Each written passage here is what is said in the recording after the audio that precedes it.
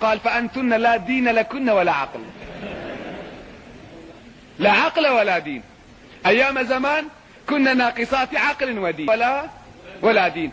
وحسبك دليلا على أن تعلم أن الغضب ليست رجولة وليست شجاعة أن المرأة أسرع غضبا من الرجل، وأن الطفل الصغير أسرع غضبا من الرجل الكبير.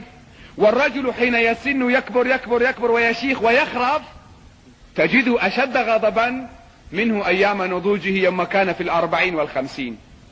فالغضب علامة الرجولة أم علامة الضعف؟ علامة العقل أم علامة الحمق؟ علامة العلم. الذين يغضبون ويظنون الغضب شجاعة أن يبحثوا في قصص الكاظمين للغيظ. وأذكر أمثلة بسيطة قبل أن ننهي الدرس.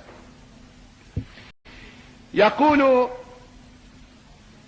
رجل لجعفر بن محمد أحد علماء المسلمين السلف: إن بيني وبين قوم خصومة وأريد أن أتركها لهم، غير أني أخشى أن يقولوا عني ذلة، يعني تقاعس وجبن.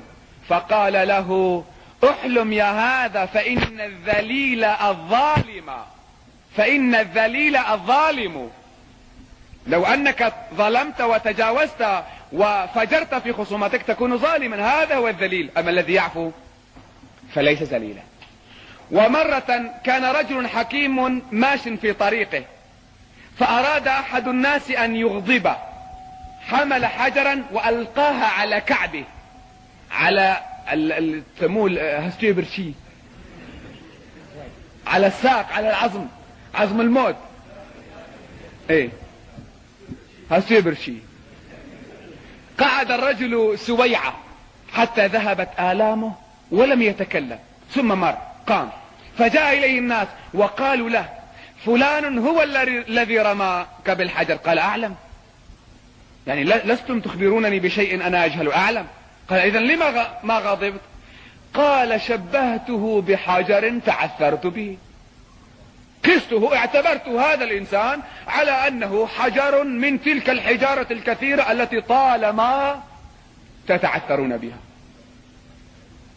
ومرة كان أحد الحكماء ضيفا على صديقه، وهذا الصديق أراد أن يكرمه وصنع له مائدة بغياب زوجته.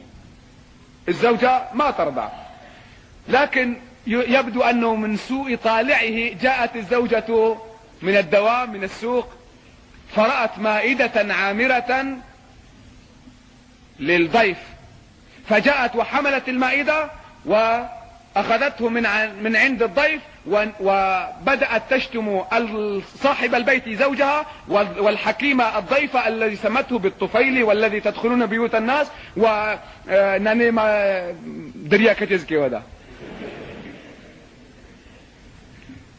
فما موقف رجل تقوم زوجته بهذا العمل أمام الضيوف؟ سيقوم يضربها. ذهب الرجل ليضربها فأخذ الحكيم بيده وقال له: لعلك تذكر منذ 10 سنوات كنت ضيفا في نفس هذا البيت، ووضعت لنا مائدة تحت ذاك الجدار، وكانت لديكم دجاجة، فنزلت الدجاجة على مائدتنا وقلبتها، أغضبنا يومها؟ قال: لا. قال: اعتبرها الدجاجة، اعتبرها دجاجة. بل أنتم تقولون عقل 7 نساء بدجاجة وهي تضرب منقارها بغير شيء. حتى لا ولو أطلنا حتى لا يبقى شيء من موضوعنا إلى غد. هذه التي ذكرناها وقاية من الغضب. أما إذا غضبت كيف تعالج نفسك؟ بقولك: أعوذ بالله من الشيطان الرجيم، وأن تدعو لك، وأن تتوضأ، وأن تقعد إن كنت واقفا، أو تضطجع إن كنت قاعدا، وآخر الدواء أن تسجد لله سبحانه وتعالى وتصلي، كما قال رسول الله صلى الله عليه وسلم: ألا إن الغضب جمرة في قلب ابن آدم، ألا ترون إلى حمرة عينيه وانتفاخ أوداجه، فمن وجد من ذلك شيئا فليلصق خده بالأرض